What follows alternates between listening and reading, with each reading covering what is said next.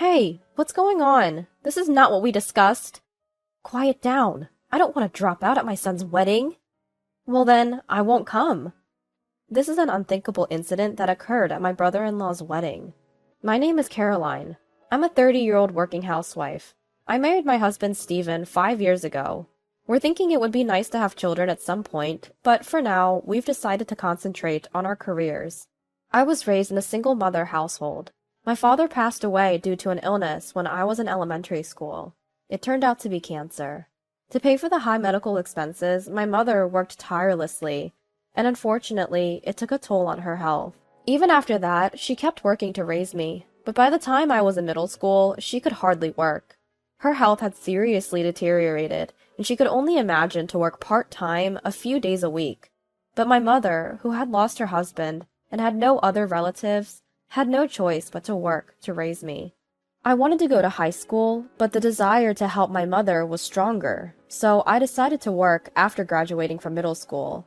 However, when my homeroom teacher found out about this during a career guidance session, he naturally opposed my decision. Caroline, it's going to be tough for you to start working right after middle school. The future options will be limited. At least, you should consider high school. But I want to start working as soon as possible to ease the burden on my mom. Caroline, there are scholarships available now, and you can go to night school or take correspondence courses while working during the day. There are many options, so think it over. I'll return this career guidance form to you, so please write at least 2 other career options besides getting a job, and hand it in within the week. I reluctantly took the form returned by my homeroom teacher and decided to research on the internet using my mother's cell phone when I got home. When I started typing in the search window, I saw search stories that my mother had probably looked up. High school scholarships, financial assistance for non-taxable households, high school welfare benefits. I was curious, so I decided to search for them. Then I found out that there are indeed scholarships and various other systems available, just as the teacher had said. And for households on welfare, it seems that money needed for school supplies and tuition fees are also provided. I might be able to go to high school without burdening my mom. I was not entirely uninterested in further studies to begin with, so I began to hope a little. I decided to compare each system and opened the search history. And below the pages I had searched, there was something incredible. There were histories of question and answer sites and city websites my mother had searched for. Search history showed signs of keyword searches for welfare application, conditions to receive welfare, what to do when denied welfare, and not allowed to apply for welfare. These search histories seemed like cries from my mother's heart to me. Perhaps my mother had researched for my sake, learned about welfare, but was turned down at the counter and couldn't receive an application. Seeing this, I just couldn't think or research about going to high school anymore. And then the weekend came. When my homeroom teacher asked me, "Have you thought about your career path?" I replied that I simply couldn't consider going to high school. As expected, my teacher looked dissatisfied. Though no further guidance came during that moment, my mother received a call from the school in the evening. After hearing the situation from my teacher, she confronted me. "Why are you thinking about getting a job? If it's about money, I'll figure something out. Please, just go to high school." I responded, "But Mom, you know you've been denied welfare, right? I know going to high school costs more than a scholarship can cover." "How did you know?" "I saw it when I borrowed your cell phone. Since Dad passed away, it's been just you and me. What am I supposed to do if something happens to you? Please don't push yourself anymore. I'll work once I graduate to make up for all the hard work I've put in." Tears streamed down my mother's cheeks at my words.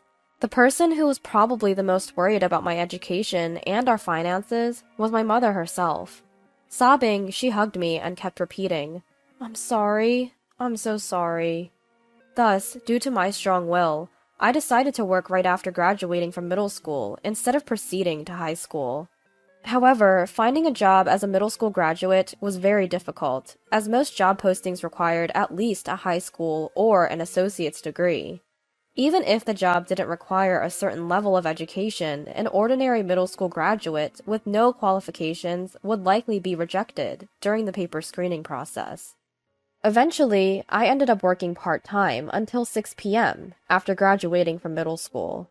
One day, I was called in for a meeting by my boss, who proposed that I work as a full-time employee once I reached the age equivalent to a high school graduate. According to my boss, my diligent work ethic despite my young age had been noticed. There were some conditions to meet, but I gladly accepted the offer. Afterwards, I fulfilled the conditions set by my boss and was promoted to a full-time position in April of the year I turned 19. Despite many hardships, my life was sailing smoothly. It was around this time that I met my current husband, who I was introduced to as a business partner. We got closer through work meetings and began to discuss personal matters.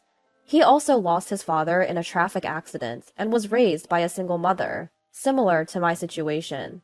We clicked instantly over our shared experiences, which eventually led to a relationship and marriage. When we went to meet his mother, she initially welcomed me, but turned hostile when she learned that I was a middle school graduate.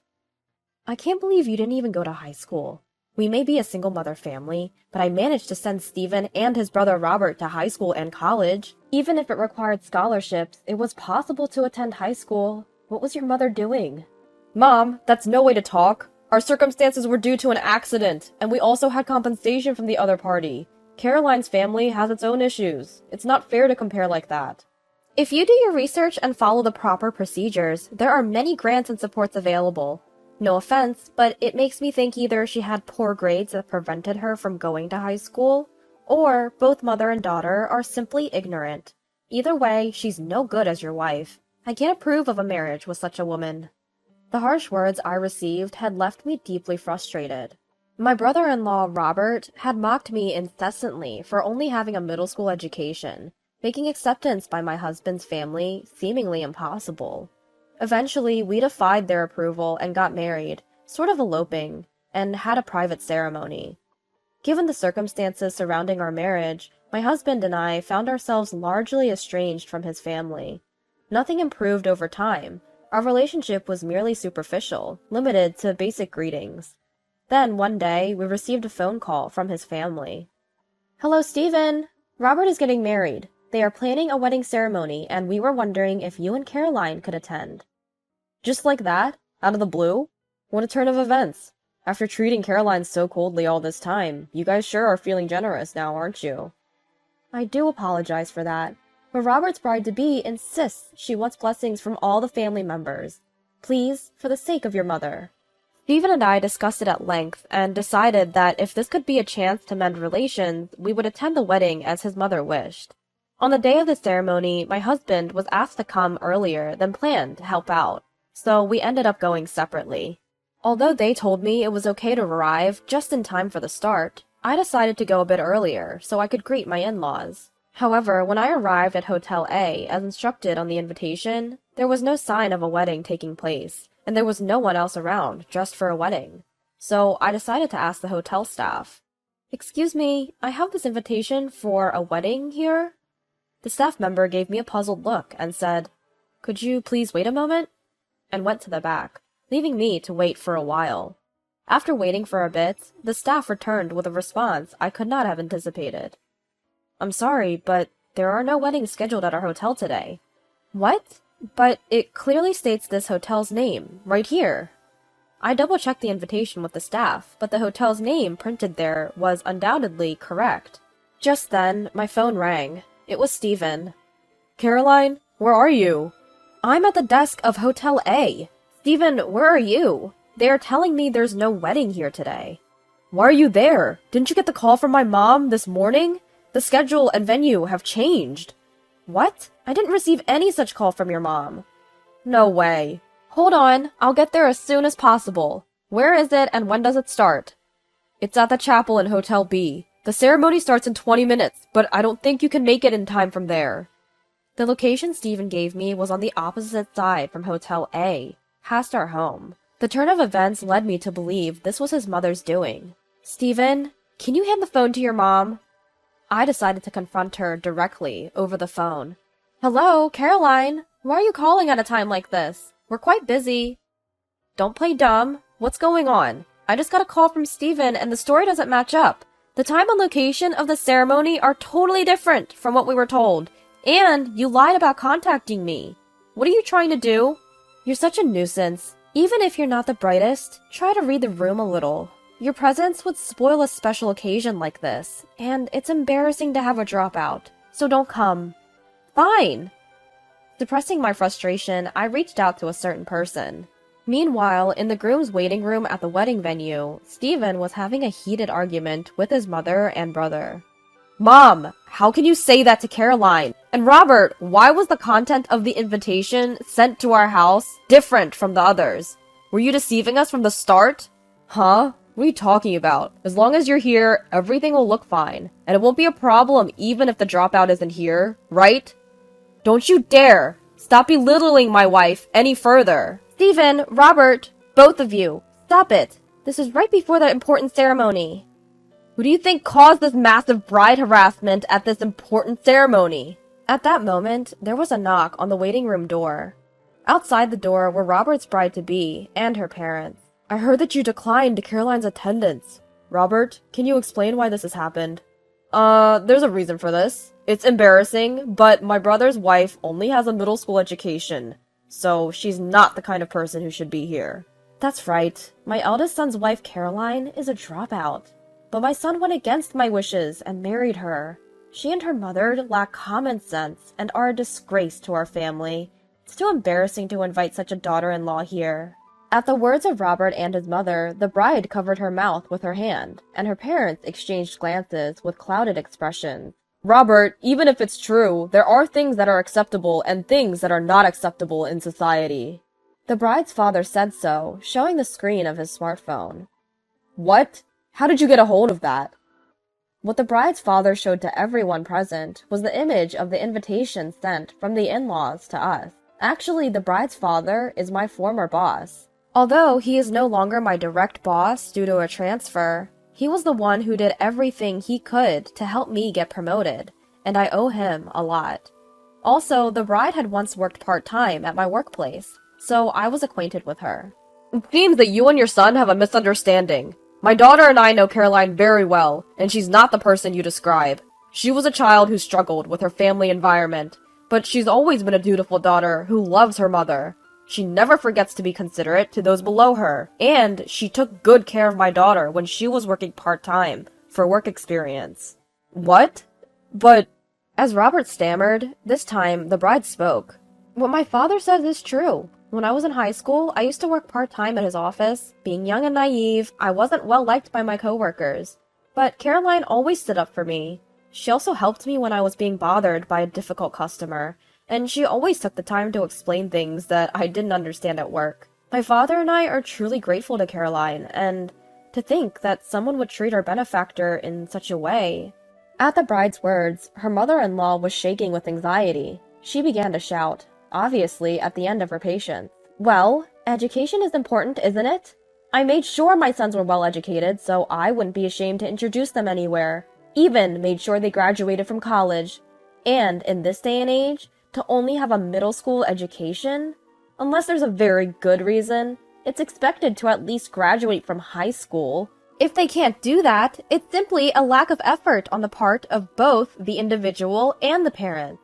There was indeed a very good reason. At least for Caroline and her parents. And she, having joined the workforce right after middle school, worked hard. Didn't you hear from Caroline herself? She acquired her high school equivalency diploma as part of the requirements for her promotion. Actually, I took a high school equivalency exam as a requirement to be promoted to a full-time position. The exam covered the content equivalent to 3 years of middle school and 1 year of high school. As I had been away from academic studies, I had forgotten even some of the things I had learned. I studied between work and after returning home, sometimes getting help from others, and somehow managed to prepare in time for the exam. The content was mostly basic, and I passed with flying colors. A high school equivalency exam is a national examination, and passing it means the government recognizes you as having the same level of academic abilities as a high school graduate.